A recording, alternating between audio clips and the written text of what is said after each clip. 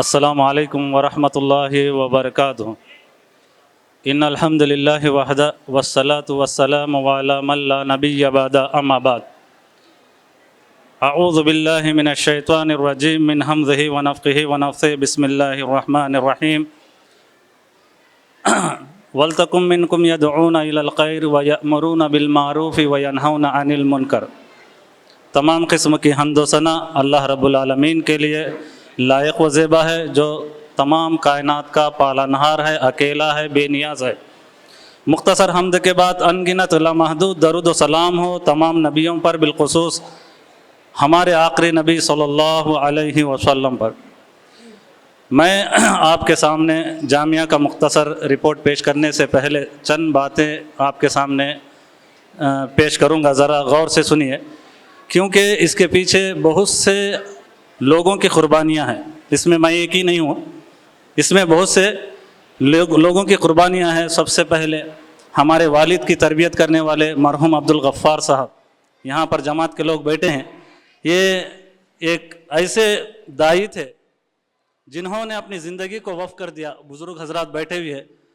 اتنور میں جو جماعت قائم ہوئی ہے، پورا گاؤں کا اتنور اہل حدیث ہے، اس کے بانی کون ہے بولے تو عبدالغفار صاحب، گدوال عبدالغفار صاحب ہے۔ انہی کی تربیت میں ہم پلے ہیں، بڑے ہیں، کیونکہ مجھے اچھی طرح یاد ہے جس وقت وہ مسجد گھوڑکاڑ میں تراویح پڑھا کر اس وقت 1500 روپیہ دیا کرتے تھے، تو وہ پیسہ لا کر غریبوں کے نام سے 50 روپے، کسی 20 روپے خود میں جا کے دیا کرتا تھا۔ تو ایسے حضرات جو مخلص حضرات کی وجہ سے ہم جیسے کچھ لوگ پیدا ہوتے ہیں، بنتے ہیں۔ تو میں آپ سے یہ درخواست کرتا ہوں کہ ہم اپنے اسلاف کی تاریخ کو کبھی بھولنا نہیں چاہیے۔ بڑی افسوس کی بات یہ ہے کہ تاریخ اہل حدیث بہاولپوری بہاؤالدین صاحب کا جو تاریخ آئی ہے، تاریخ اہل حدیث آدھونی کی تاریخ میں، وہاں پر بھی گھوٹالا کر دیا گیا۔ تو اللہ ہمیں نیک توفیق عطا فرمائے۔ بزرگوں کی قربانیوں کو کبھی نہیں بھولنا ہے۔ نام تو ذکر کرنا تھا، لیکن افسوس کی بات ہے کہ لوگ اسے چھوڑ دیا ہے۔ تو لہٰذا میں یہاں پر یہی بات بتا رہا تھا کہ اس ادارے کو قائم کرنے سے پہلے کیا کیا کارروائیاں ہوئی ہیں، اس کو ذرا مختصر کرتے ہوئے بتا کے میں اپنی رپورٹ ختم کروں گا۔ تو سب سے پہلے دیکھیے، یہ پہلے کیا ہے، میں مکتب پڑھایا کرتا تھا۔ 97 سے میرا یہ سلسلہ شروع ہے۔ اس کے بعد 99 میں پھر کیا ہے، ایک علاقے میں ایک روم لے کر مکتب پڑھایا کرتا تھا۔ اس کے بعد آگے فتح درازہ میں ایک مولانا آزاد، کیونکہ میں عبدالحمید رحمانی صاحب سے بہت متاثر تھا، ان کے تقاریر سے، ان کی کیا ہے تحریروں سے بہت متاثر تھا۔ تو اسی کی وجہ سے ان کے ایک دورے میں ایک شیخ نے ان کو نصیحت، جا کر پوچھے کہ اے شیخ مجھے نصیحت کرو، تو انہوں نے اس کو، وہاں کے جو شیخ تھے، کویت کے ایک شیخ تھے، ایک دورہ تھا، یہ الطویہ میں یہ مضمون چھپا تھا، اس وقت میں مضمون پڑھا تھا۔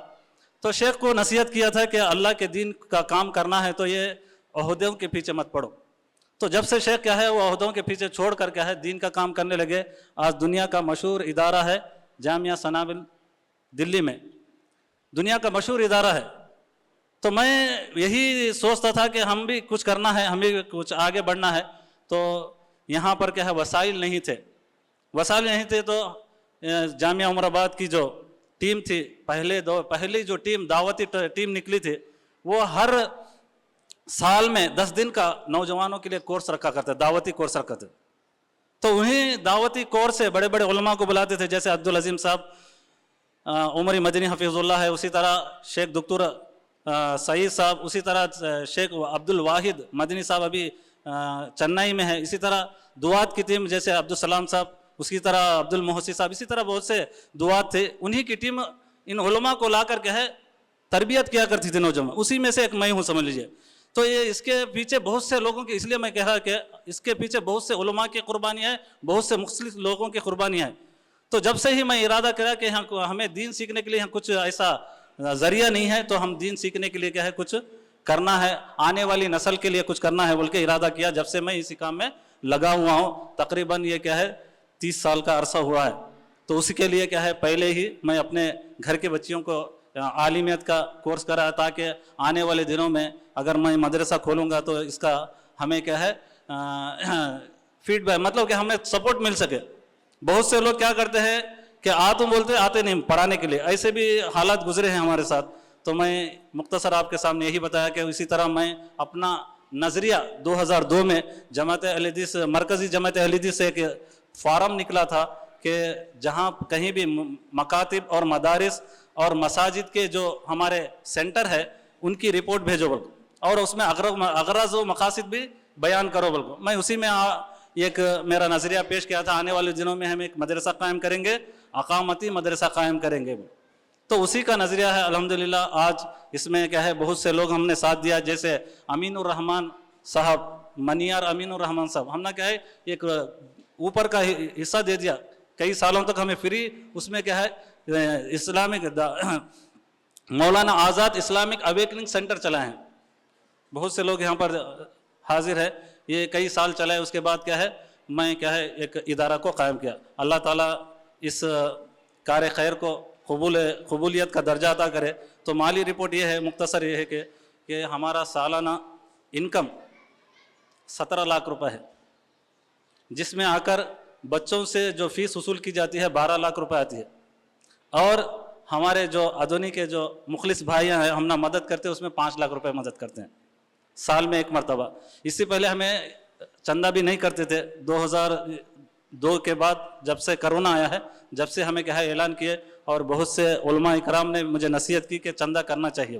تو جب سے ہم نے چندے کا اعلان کیا تو ٹوٹل خرچ آ کے 24 لاکھ روپے ہے. 2 لاکھ ماہانہ خرچ ہے ہمارا، اور انکم آ کے 17 لاکھ ہے. اور یہ جو اماؤنٹ ہے جو ہمارا فیملی ہے الحمدللہ ہمارے بھائیاں ہیں سپورٹ کرتے ہیں، اسی کی وجہ سے یہ ادارہ چل رہا ہے.